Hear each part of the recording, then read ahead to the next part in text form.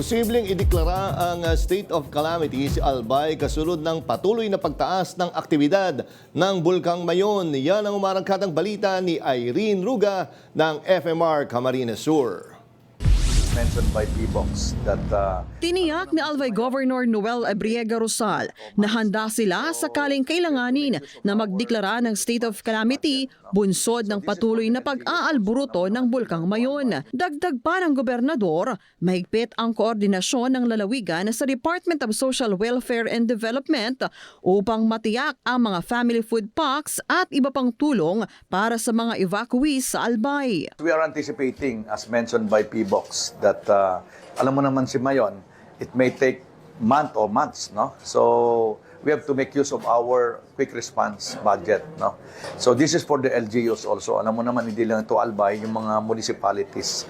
So I already signed it and it's an emergency, so I will ask the Sanggunian to have their session as soonest. Hanggang kaninang alas 10 ng umaga, umabot na sa 3,589 na individual mula sa 983 pamilya ang lumikas at pansamantalang nanunuluyan sa 17 evacuation center sa Albay na karamihan ay mula sa Tabaco City, Malilipot, Kamalig, Ginubatan at Ligao City. Batay sa ulat ng DOST P-Box nitong Enero 8, 2026, nakapagtala sila ng isang volcanic earthquake, 162 rockfall events at 15 pyroclastic density currents sa bulkan, senyales ng paggalaw ng magma. Nakitaan din ang crater glow at tumaas sa 702 tons kada araw ang ibinubugang sulfur dioxide. Nagkaroon ng maripis na ashfall sa Legazpi City, Ligao City, Ginubatan, Bakakay, Kamalig at Barangay Anislag sa Daraga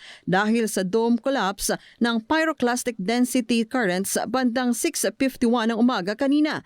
Nagbuga rin ito ng abo na umabot sa 1,000 metro ang taas.